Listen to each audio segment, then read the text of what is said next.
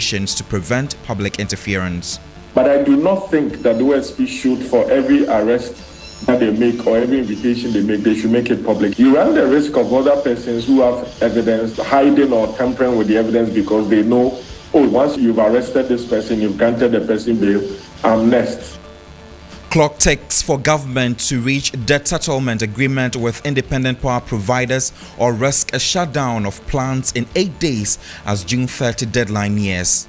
We should be providing the incentive and moving towards combined cycle plants. AXA, from the generation side, that should be our thrust. We will hear from former Power Minister Kwabena Donkor, who has been preferring some solutions. Plus, later in politics, former Asin North MP James Jechukwesen begins campaigning in the constituency after he gets green light from the court. Effectively, we have gotten what we want. What we wanted was for him to be allowed to go and contest, and if the court resumes after 27th, he will be present. And campaigning team of Vice President accepts minorities' challenge to debate flag bearer of NDC on economy. We have details of these and some of the stories coming your way shortly. Do stay with us.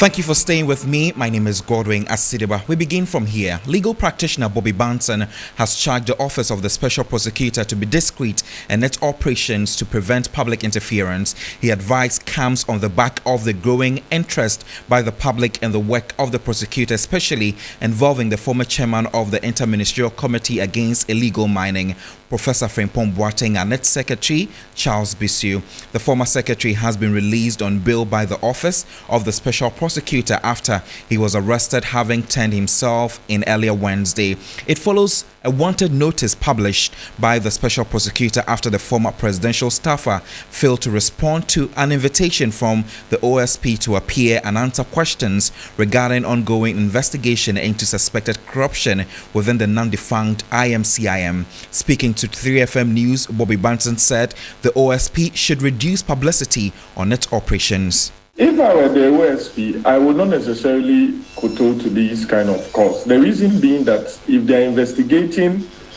matters of such national interest and you bring every step you take in the public domain, you run the risk of other persons who have evidence hiding or tampering with the evidence because they know, oh, once you've arrested this person, you've granted the person bail, next, and what have you. That may not augur well for the work of the OSP. In their own reasoning, they decided to make this public. But I do not think that the OSP should, for every arrest that they make or every invitation they make, they should make it public. In any event, the Enabling Act requires that after every 6 months period, they publish in the dailies a summary of their work for that period. And so whatever they have done, we will find out anyway. But they publicize every invitation or every arrest. Then it will mean that there are other persons who may start hiding or tampering with evidence. He urges that state agencies must operate without public interferences. At the end of the day, I am happy that Mr. Bisu has finally decided to succumb to the investigative mechanisms of the Office of the Special Prosecutor. At the end of the day, the Special Prosecutor is not a judge. He only investigates, he lays his facts, he prosecutes. If Mr. Bisu has the defense, there's a court of competent jurisdiction that will look at his defense and decide whether he's guilty or not. So let's allow the institutions that we have set up by our constitution or in our other statutes to carry out their role. And I believe that it will be for the betterment of the whole society. Anti-graft campaigner Edem Senanu says Charles Bisu's appearance brings finality to the matter. There were several allegations. There were the so-called missing excavators. Is it true that some excavators went missing? The issues of people engaged in illegal mining who had, as it were, they had a relationship with government. In one way, it would suggest that party officials, state officials were actually fueling the illegal mining, and that's why we couldn't get to the bottom. Is there any evidence of that? And there's also the announced expose that had certain monies exchanging hands, etc. So who exactly has been financing illegal mining? Why is it that the interministerial committee was not able to deliver on its mandate, especially when we had the president saying he would hang his presidency on it? Who are the individuals who should be held culpable for what has gone wrong? I think these are things that we are concerned about. Let's turn our attention to some other stories. Government has only 8 days to reach a debt settlement agreement with the independent power providers or risk a shutdown of their plants. Independent power producers (IPPs) in Ghana issued a June 30 deadline for the payment of a minimum of 30% of the $1.6 billion outstanding energy debt. This ultimatum aims to ensure the continuous operations of these power producers while negotiations with the Electricity Company of Ghana and the government continue to seek a long-term resolution of the ongoing payment crisis. But 3FM sources say government and the IPPs have not been able to reach the consensus.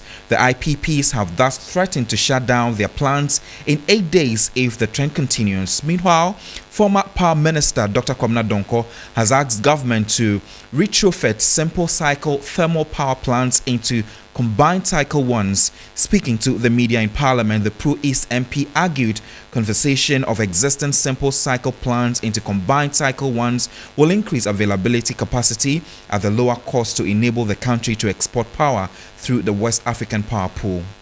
Let's look at thorough arguments, thorough discussions. Let's look at progressive improvements in efficiency. How many simple cycle plants do we have? Cow power is also a simple cycle plant. We should be providing the incentive and moving towards combined cycle plants. AXA.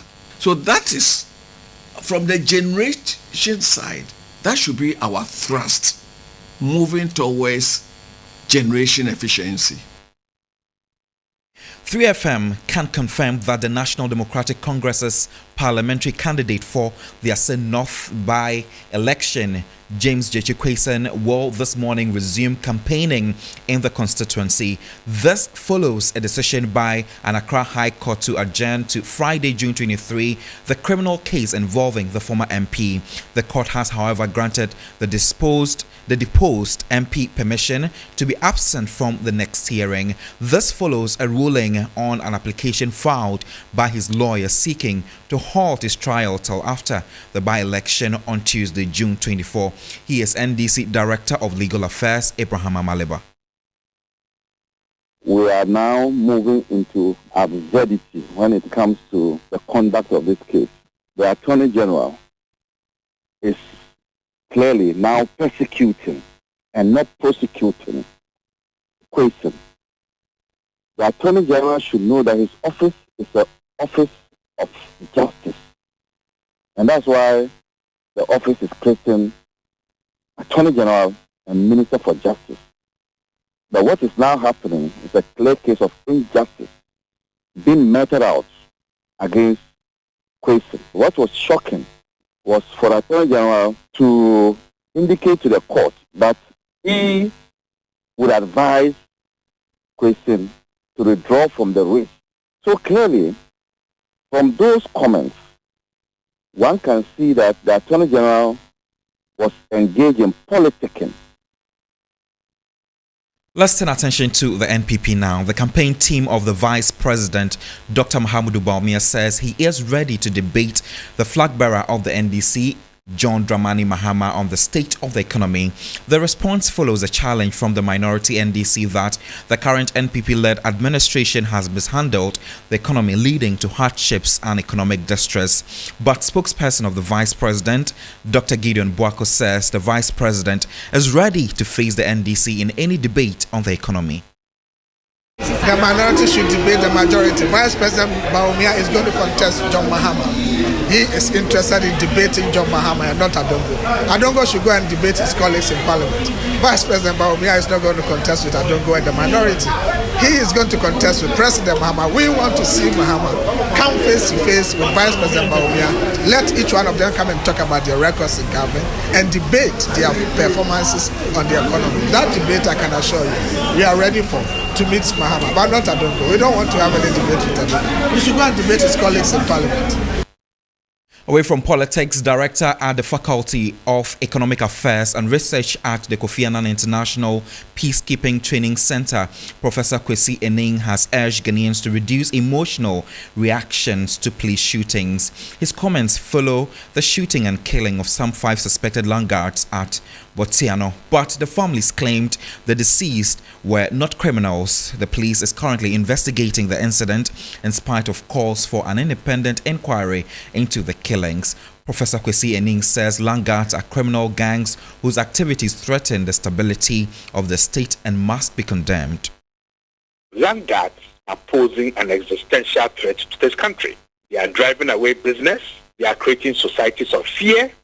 And when you do that, when you pose an existential threat to a state, you are dealt with creditably. And I don't make any apologies for that. Did they have guns on them? Did they exchange fire with the police? Or they were just murdered? Those who have acquired weapons to commit crime and think they can engage the police or the army in a shootout, you will lose. Professor Ening asks citizens to stop being emotional when such persons are dealt with by state security. In the Gas South, if you go to Peace Town, okay, there's a man there called Black in Galilee, Mahia.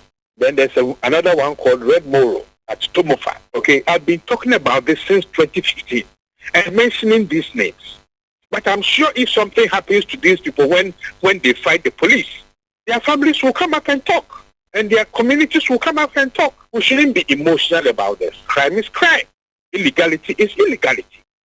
When you threaten statutory security force and make people's lifetime investments useless, the police are enjoined by law to protect all of us.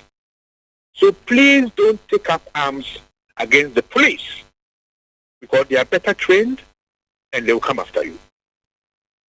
Well, let's turn our attention to some international news now about the missing Titanic submersible and the health risk facing the crew. The new update is that it is a claustrophobic, terrifying prospect being trapped in a 22-feet submersible, potentially thousands of feet underwater with oxygen running out. The exact whereabouts of the Titanic submersible and the condition of the 5 crew on board are unknown. It is thought the vessel may have less than 10 hours of oxygen remaining, creating a race against time to find the sub before it is too late. As Dr. Ken Lades, a hyperbaric medicine expert at Memorial University of St. John's, Newfoundland, has told BBC News that running out of air is not the only danger those on board face. The vessel may have lost electrical power, which is likely to have a role in controlling the amount of oxygen and carbon dioxide inside the vessel. As the oxygen level falls, the proportion of carbon dioxide being breathed out by the crew will be rising, with potentially fatal consequences. Well, too much of the gas in the person's bloodstream, known as hypercapnia, can kill them if not treated. The former Royal Navy submarine captain Ryan Ramsey says he looked at videos online of the inside of Titan and could not see a carbon dioxide removal system known as CRABIS. Well, we will be bringing you details of this rather unfortunate incident that is happening. On that note, that's how we end the morning news. You can log on to 3news.com for more news updates, and also don't forget to stay interactive with us on all social media platforms at 3FM 92.7. My name is Godwin Asiriba. The show continues shortly with Johnny, and you must stay with us. Have a good morning.